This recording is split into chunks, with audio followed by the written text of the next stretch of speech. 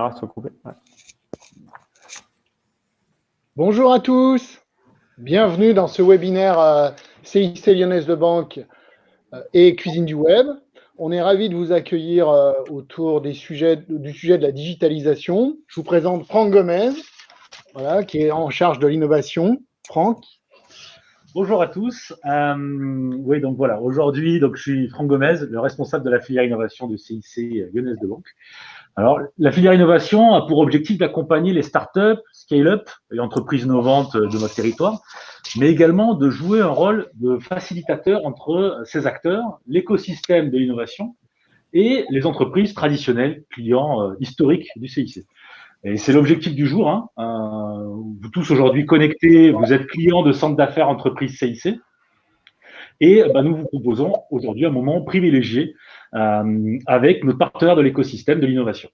Alors à l'honneur aujourd'hui, la cuisine du web, acteur majeur de l'écosystème numérique lyonnais, qui est représenté aujourd'hui par Tiffaine Frugier, déléguée générale, à qui je vais passer la parole dans une minute. Et également l'Axel, l'association de l'économie numérique,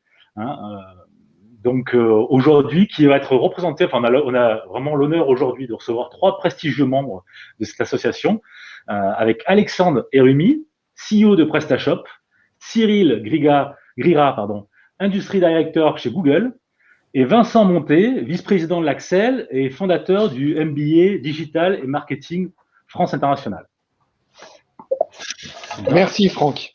Donc, on connaît tous l'importance de la digitalisation et l'objectif aujourd'hui, c'est vraiment au travers de ce baromètre, de faire de la pédagogie. D'autant plus que derrière cette présentation que nous feront Vincent, Cyril et Alexandre, on aura des ateliers dans la foulée. Et puis l'objectif, c'est vraiment, encore une fois, de lever tous les freins autour de cette digitalisation au sein de vos PME et ETI. Donc, pour vous, pour vous inciter, pour vous remercier, en qualité de directeur régional du marketing, je suis heureux de vous annoncer que on vous donnera également un coup de pouce parce que pour tous les participants à ce webinaire, on pourra vous offrir notamment les frais d'installation de la brique de paiement Monético Paiement, qui vont vous permettre bientôt, je l'espère, d'organiser vos paiements sur le web. Vous recevrez dans la foulée de ce webinaire, bien sûr, un code promotionnel et vous pourrez prendre contact avec vos chargés d'affaires et vos chargés d'affaires flux pour mettre en œuvre tout ça. Je vais laisser maintenant la parole à Tiffaine, de la cuisine du web, sans qui cet événement n'aurait pas pu avoir lieu. Et on se retrouve tout de suite après le baromètre pour organiser les ateliers. Merci. Tiffaine, c'est à toi. Merci. Merci. Bonjour à toutes et tous. Juste quelques mots sur la cuisine du web. Donc, je suis déléguée générale de la cuisine du web, qui est une association lyonnaise qui existe depuis 9 ans maintenant. Notre mission, c'est de fédérer et d'animer une communauté d'entreprises du numérique qui créent des solutions et qui va répondre à des besoins numériques, certainement des besoins qu'on peut identifier dans certaines de vos entreprises à vous. La richesse des métiers qui sont représentés au sein de notre communauté permettent vraiment de répondre à l'ensemble des besoins des entreprises en matière de transformation numérique. C'est pour ça qu'on a voulu aussi créer cet événement avec notre partenaire, le CIC, et puis évidemment les intervenants vraiment forts que vous allez avoir la chance d'écouter aujourd'hui et que vous connaissez en tout cas de nom sur leurs entreprises comme Google, PrestaShop, et puis sur la formation avec ma mission au quotidien, c'est vraiment Auvergne-Rhône-Alpes et notre écosystème numérique lyonnais. Voilà, je vais laisser la parole à Vincent parce que vraiment, vous allez apprendre plein de choses et j'en suis vraiment ravie. Profitez bien de ce webinaire et des rooms dans lesquels vous allez pouvoir aussi poser des questions en face à face avec chacun des intervenants sur les grands sujets et les grandes tendances 2021. Bon webinaire à tous. Merci beaucoup.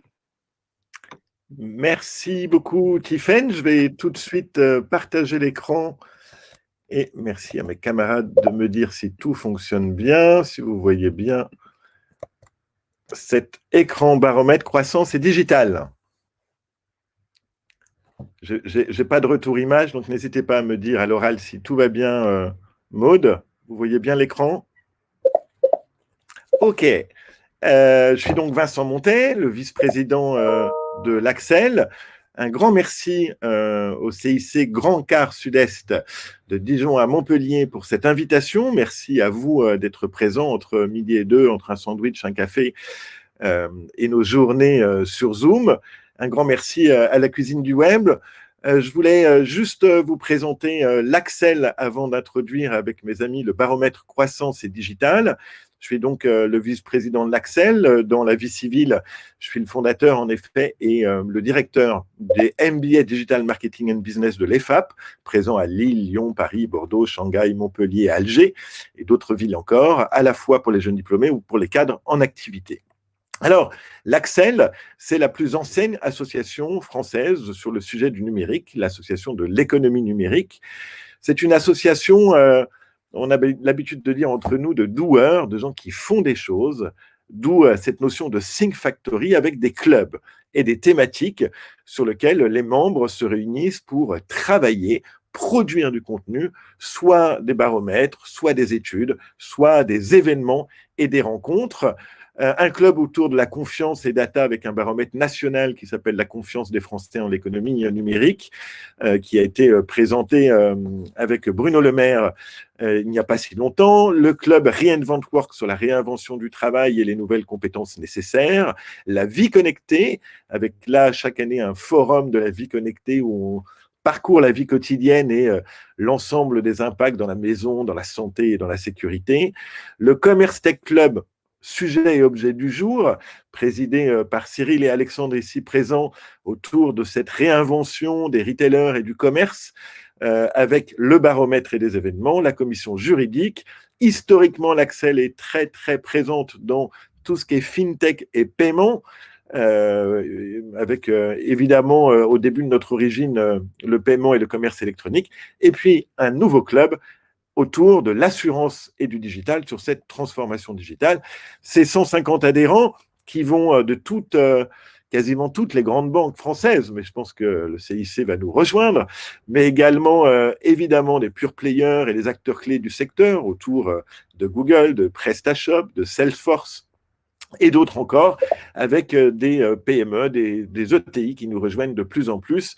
N'hésitez pas à aller voir le site de l'Axel qui avance sur tous ces sujets-là. Aujourd'hui, réunis avec nous, et je vais lui céder la parole, et ils vont se présenter. Cyril donc de Google et Alexandre, merci beaucoup de votre présence. On a fait ce baromètre au mois de décembre 2020, c'est la 3e ou 4e édition, 3e je crois, mais Cyril va nous dire tout ça. Voici les premiers résultats qui s'affichent, et Cyril, à toi l'honneur. Merci beaucoup Vincent, je crois que mon micro fonctionne, ça doit être bon. Je vais peut-être laisser Alexandre se présenter, comme ça je peux dérouler derrière puisque je suis le premier à lancer et que chacun puisse se présenter. Alexandre, si tu veux bien te présenter. Merci Cyril. Bonjour à toutes et à tous, je suis très heureux de participer à ce webinaire, de retrouver Cyril et Vincent, mes camarades de l'Axel. Merci au CIC, à la cuisine du web pour cette invitation. Je m'appelle Alexandre Aouimi, je suis directeur général de PrestaShop et l'un des administrateurs de l'Axel. PrestaShop, pour ceux qui ne connaîtraient pas, c'est la plateforme e-commerce de référence en Europe et en Amérique latine. On est fondé sur un modèle open source et on agrège l'ensemble des solutions qui sont nécessaires à la création et au développement d'un projet e-commerce, quel que soit le secteur d'activité ou la taille de l'entreprise. Aujourd'hui, il y a près de 300 000 sites e-commerce dans le monde qui utilisent PrestaShop. Plus de 60 000 en France. Il y a 35% des e-commerce en français que vous connaissez qui utilisent PrestaShop. Et tous ces marchands dans le monde génèrent un volume d'affaires de 22 milliards d'euros pour 2020. Donc, je serais ravi de plonger dans les retours du baromètre sur ces sujets centrés autour du commerce. Cyril, je te laisse la main pour démarrer sur le baromètre. Merci beaucoup, Alexandre. Alors, vous l'avez compris, on est trois passionnés, trois spécialistes humblement du digital. Merci encore au CIC et à la cuisine du web de nous accueillir et de nous laisser cette cette opportunité de vous présenter le baromètre. Donc, 4e édition, Vincent, tu l'as dit. Déjà, 4e édition, ça va très vite. Avec un objectif simple, c'est d'essayer de mesurer la corrélation entre la croissance et le digital. Pour le dire autrement, l'impact du digital sur la croissance. Alors, premier slide pour vous dire que… Hop, pardon. C'était pas tout à fait le premier slide, Vincent, c'est pour ça que je suis perturbé. Pardon. Non, t'inquiète pas. Okay. Je voulais remercier juste nos partenaires sur le premier slide, mais voilà, globalement, 150 adhérents. Voilà, celui-ci, vous le voyez, les partenaires jouent un rôle évidemment clé. Moi, chez Google, je dirige la direction commerce, donc ça veut dire que j'accompagne les commerçants dans leur stratégie digitale avec 2 objectifs, générer des ventes en ligne et en magasin. Voilà. Merci à tous nos partenaires, encore une fois.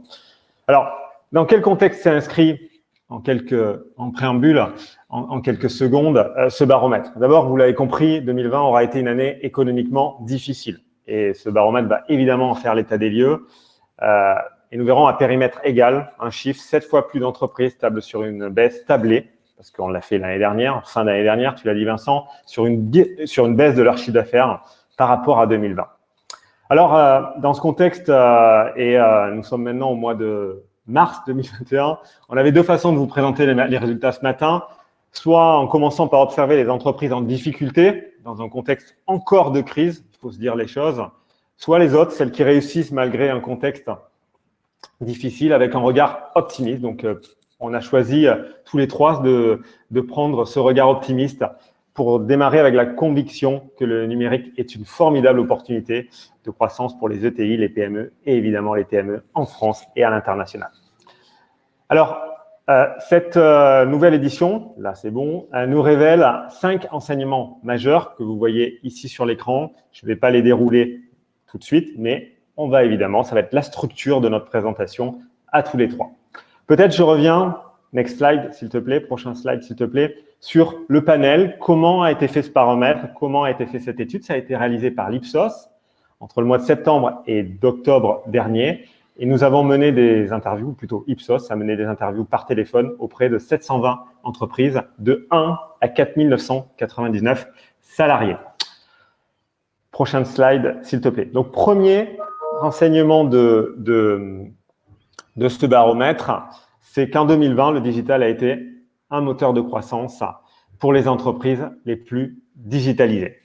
Voilà, c'est un regard résolument optimiste, un message résolument optimiste qu'on souhaitait passer. Alors, on est très lucide quand même, on essaye d'être très lucide. Nous allons faire une différenciation, vous allez voir dans cette présentation, entre les entreprises de plus de 20 salariés et les autres. On sait bien que le contexte n'est pas le même en fonction de la taille des entreprises. Voilà.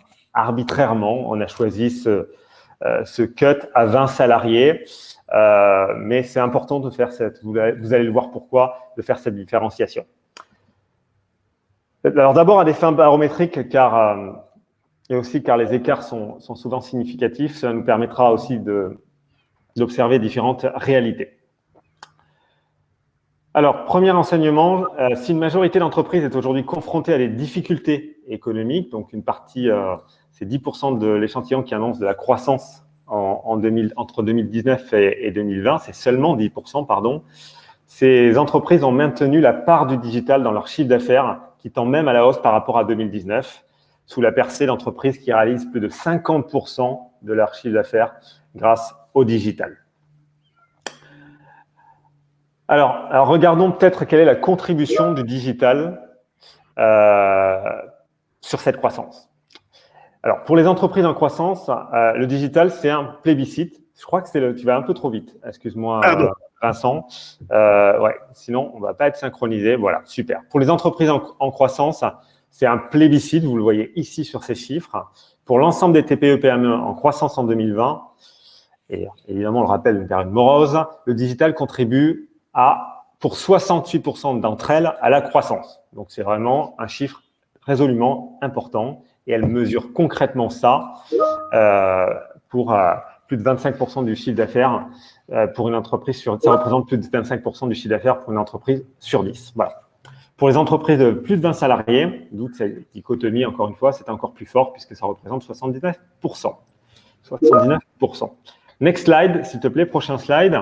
Alors, quelles sont les bonnes pratiques? Je vous disais qu'on commence par le regard optimiste. Les entreprises en croissance durable, depuis 2019, avaient un train d'avance sur la digitalisation.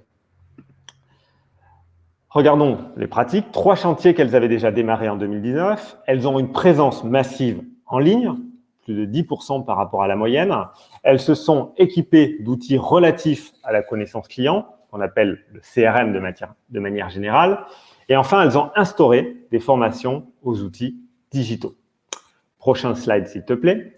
Toujours les entreprises en croissance durable.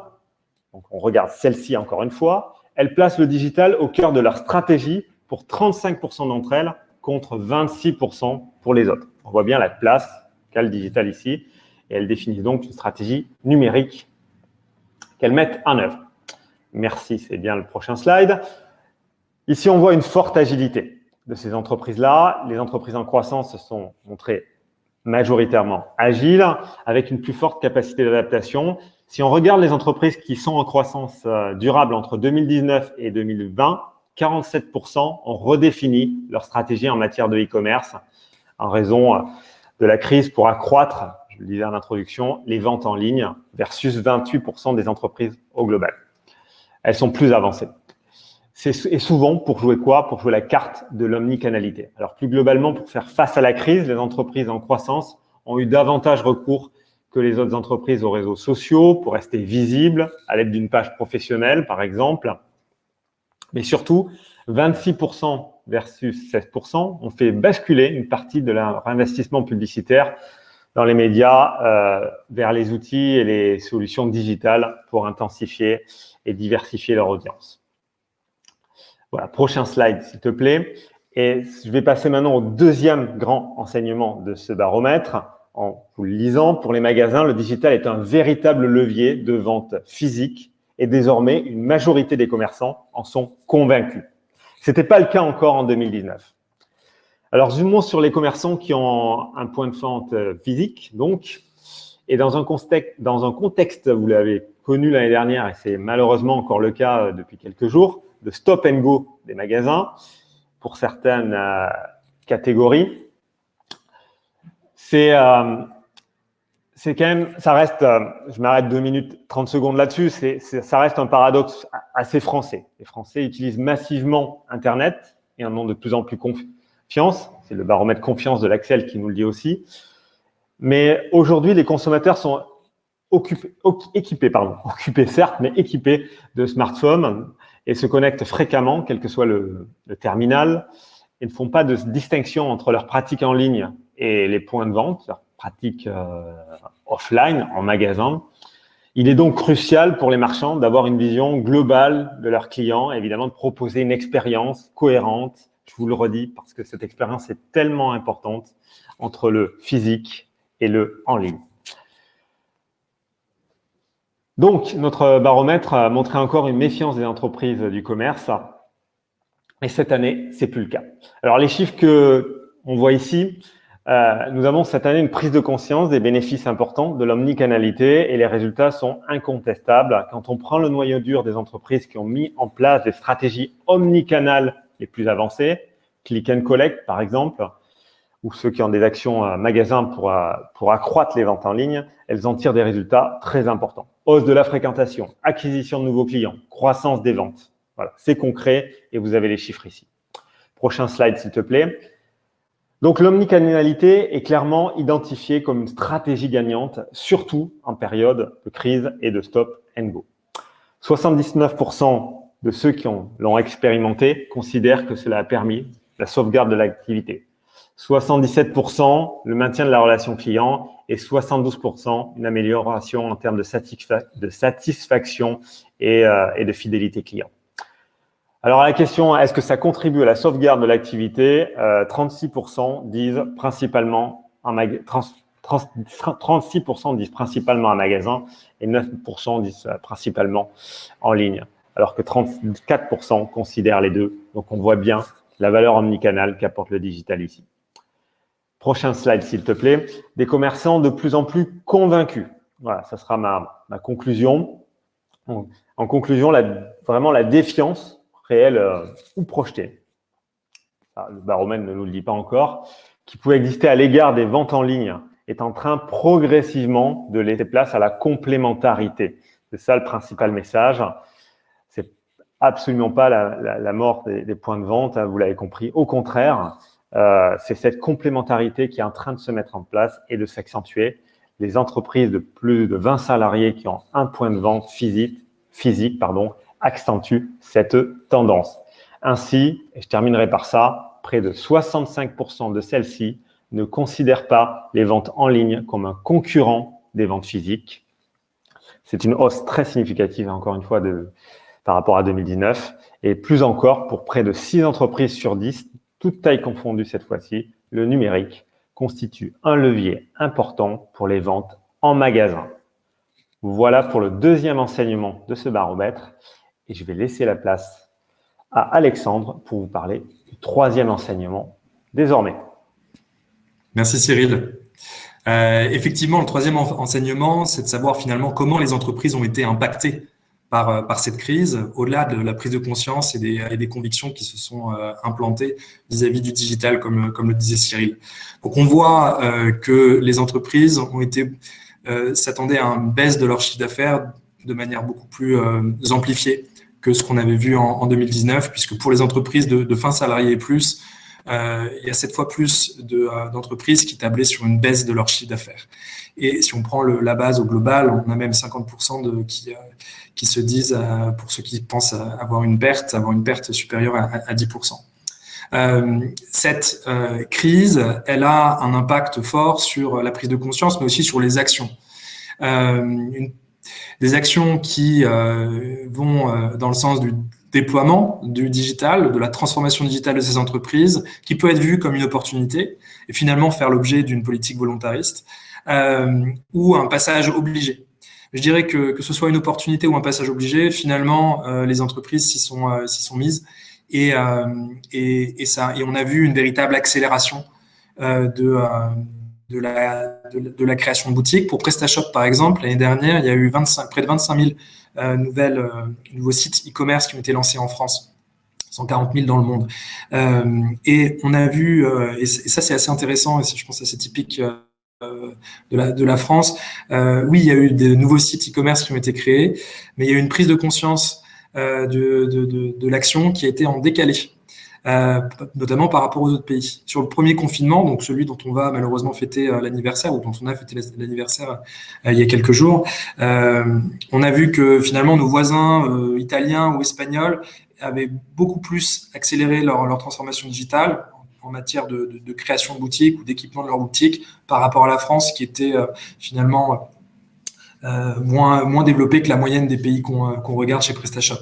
En revanche, sur le deuxième confinement, celui qu'on a eu fin octobre, donc après la publication des chiffres du baromètre, c'est pour ça qu'on va en faire un bientôt dans les prochains mois, on a vu une accélération du développement de boutiques e-commerce et d'équipements chez les marchands français.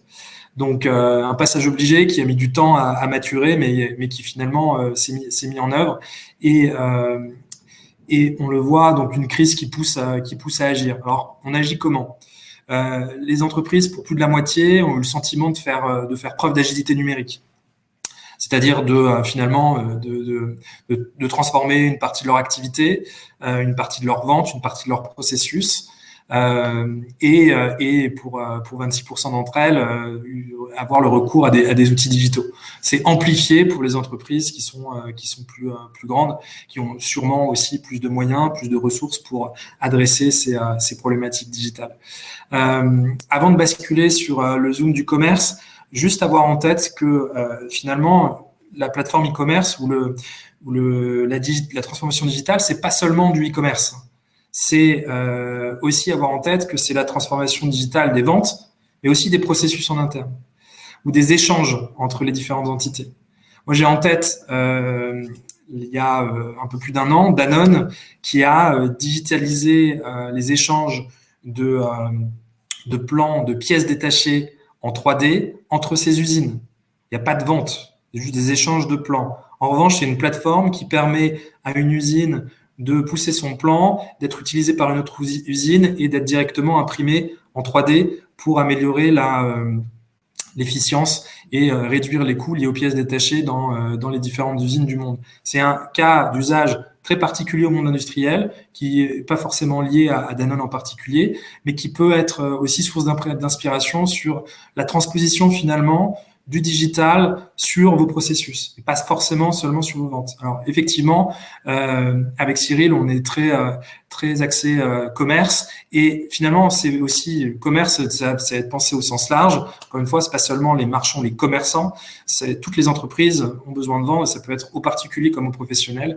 Et on voit que la crise a eu un impact sur la stratégie e-commerce de toutes les entreprises, parce qu'il y a près d'un tiers d'entre elles qui répondent oui. Je pense que aussi dans celles qui répondent non, il y en a une partie d'entre elles qui étaient déjà engagées de toute façon dans une stratégie e-commerce plus développée, et c'est un effet qui s'amplifie sur les entreprises d'e-commerce, donc c'est-à-dire celles qui avaient un site de vente en propre, un site e-commerce, et ou qui vendent sur les marketplaces.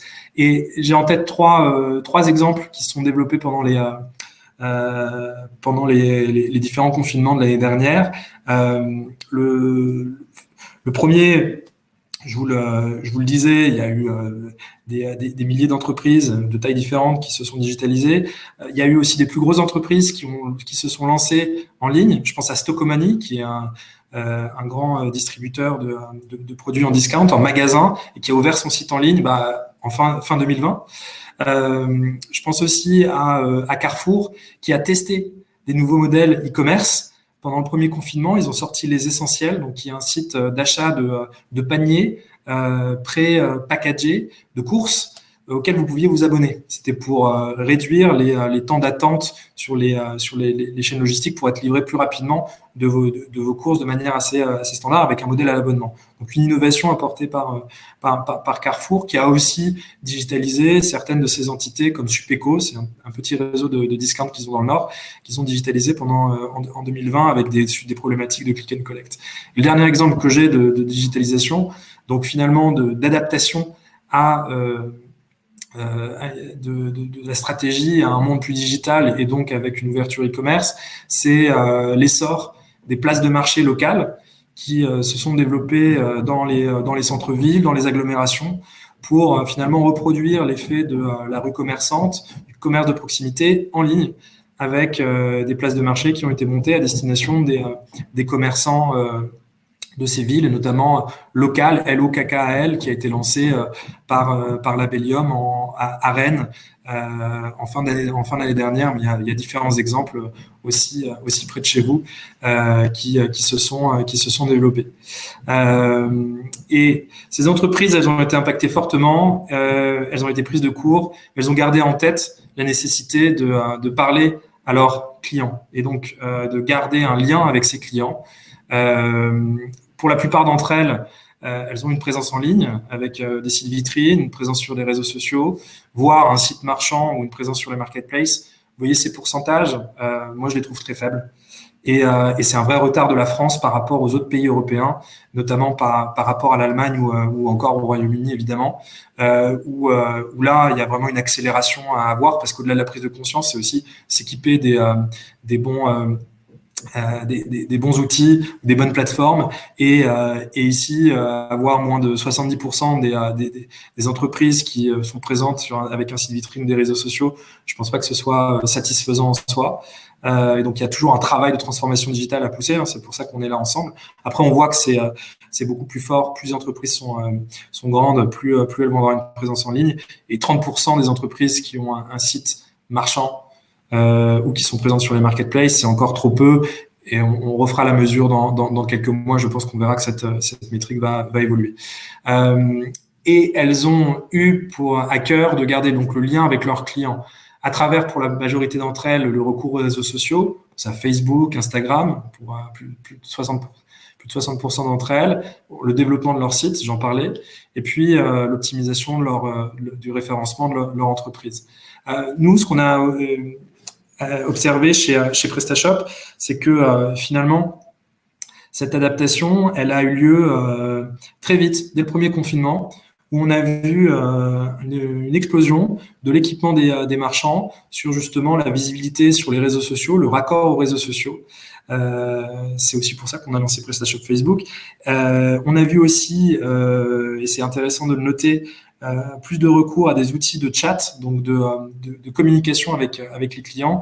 Et puis, au-delà de la visibilité, c'était aussi donner à ces clients la possibilité de choisir des différentes options de livraison à des moments où c'était très tendu en termes de chaîne logistique. Et donc, on a vu beaucoup plus de recours à des options de livraison différentes entre l'Express, Colissimo, les points relais, etc., qui ont pu réapparaître à partir de fin avril. Et évidemment, le click and collect qui a explosé un peu en décalé plutôt en fin d'année. Et pour finir, on voit que il y a eu un transfert assez logique des investissements publicitaires qui étaient jusqu'à présent plus traditionnels vers le digital, en ligne avec cette visibilité, ce besoin de garder contact avec ses clients et potentiellement de saisir des opportunités pour acquérir de nouveaux à travers les outils digitaux. Et je vais laisser la main à Vincent pour la suite des enseignements du baromètre. Merci beaucoup. Ton micro, Vincent.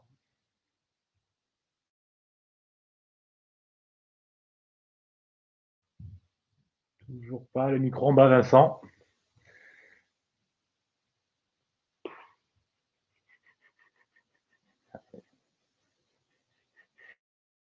Le micro. Vous m'entendez? Pardon? Oui, on t'entend, Vincent. Merci. Pardon, je reviens sur mon écran pour partager le 4e enseignement. Hop. OK, tout le monde, c'est bon? Le digital. Alors, une vraie valeur d'effet de bouclier, on l'a dit tout à l'heure, hein, le chiffre le plus fort, c'est… Ta présentation, là, pour l'instant. Allô? On ne voit pas ta présentation, Vincent, là, pour l'instant. Mille excuses, c'est le partage qui ne fonctionne pas. Alors, je refais partager. Je n'ai pas la main, c'est bizarre, sur la fenêtre de partage. Je ne peux plus partager mon écran. Alors, j'annule, je refais une tentative. Hop. Dites-moi si cette fois-ci, c'est bon. Ça se charge. Yes, c'est bon, on est revenu. C'est bon, voilà, parfait, Vincent. Voilà. Merci. Pardon. Donc, un constat de bouclier. On l'a dit, ce qui a été le plus important dans tout le baromètre, c'est que finalement, dans ce confinement et cette utilisation des outils digitaux, c'est la relation client qui a permis d'être améliorée. Et c'était très, très important quand le client ne se déplace plus et qu'on était en confinement. C'est le premier bénéfice et puis garantir l'activité, on l'a dit tout à l'heure. Plus important, c'est qu'on a senti cette croissance des ventes online, vous le voyez, au cours de la crise de mars et puis depuis le déconfinement, on était dans le déconfinement 1, et c'est pour ça d'ailleurs, on l'a dit tout à l'heure, qu'on va faire très rapidement la mise à jour de ce baromètre, parce qu'il se passe des choses à la vitesse de la lumière et qu'on ne peut pas seulement être sûr, tous les ans. Donc là, on va, sur les mois suivants, analyser tout ce qui s'est passé. Enfin, le 5e enseignement, c'est des besoins qui persistent et sans doute exacerbés par la crise. Les besoins de la digitalisation. Quelles sont les difficultés? Dans tous les baromètres, hein, quand on dit pourquoi vous n'y arrivez pas, on a le manque de temps et le manque de coûts. Donc ça, on ne va pas s'attarder là-dessus, et ils sont en croissance. Et puis, encore une fois, quel que soit votre process, c'est les deux réflexes. Plus intéressant, le manque de compétences en interne, encore en croissance, hein, 36%. Le digital n'est pas compliqué, il est complexe. Et face à cette complexité, il faut des compétences. Pour développer ces compétences, faut-il encore être formé? Et là, encore une croissance sur le manque de formation et le manque d'accompagnement. On a le sentiment qu'un tiers des entreprises se sentent finalement un peu seules dans cette soit désert, soit oasis, soit foisonnement finalement digital, et ne savent pas clairement quelle voie suivre et prendre. D'ailleurs, 50% ne disposent pas de compétences en interne. Ça, c'est le chiffre national. Et puis, regardez, clin d'œil à notre région Grand Quart Sud-Est, qui, elle, alors que l'ensemble de l'étude est à 50%, elle est à 58% d'entreprises déclarant manquer de compétences en interne. Paris et la région Nord, historiquement, sont un peu plus forts là-dessus, mais globalement, c'est 50% pour l'ensemble du pays. Et ça va avec, 44% s'expriment sur ce besoin d'être accompagnés. Alors, accompagnés pourquoi? Quelles sont les priorités? D'abord, l'appropriation des outils digitaux. Là encore, vous le voyez, on a les entreprises du commerce veulent absolument encore plus former les gens, faciliter le changement dans l'organisation, définir ses objectifs, et puis on fait tout ça pour évaluer un retour sur investissement. On a ressorti que les entreprises les plus jeunes, celles qui se lançaient depuis 4 ans, avaient toutes finalement une recherche de ROI plus forte que des entreprises plus anciennes. Peut-être que la jeunesse leur donne la sagesse du ROI. Enfin, comment et par qui être aidé? 3 grandes thématiques et d'acteurs. À plus de 50%, l'État, les CCI, la Commission européenne, la simplification des outils et les aides financières. Les entreprises ne sont pas au courant de toutes ces possibilités-là. On retrouve les soutiens locaux, avec l'accompagnement des chambres de commerce, de ce que fait aujourd'hui le CIC, ce que fait la cuisine du web, être à l'intérieur d'un écosystème, et puis un meilleur accès aux formations sur le digital, que ce soit online ou en présentiel. Il y a beaucoup de possibilités, et vous le voyez, encore mieux maîtriser les outils et la sensibilisation. Voilà les principaux enseignements de ce baromètre, mais on vous laissera l'ensemble des slides complets. Le CIC vous enverra tout ça. Il y a une 50aine de slides de tous les résultats, et on est ravis maintenant. Je passe la parole à Maude pour pouvoir vous retrouver dans les rooms.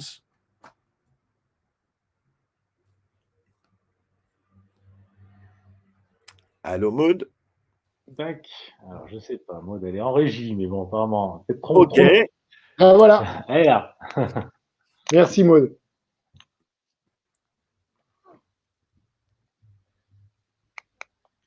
Alors, vous avez Maud? Oui, on va donner rendez-vous à chacun d'entre vous dans les rooms thématiques. Vous avez choisi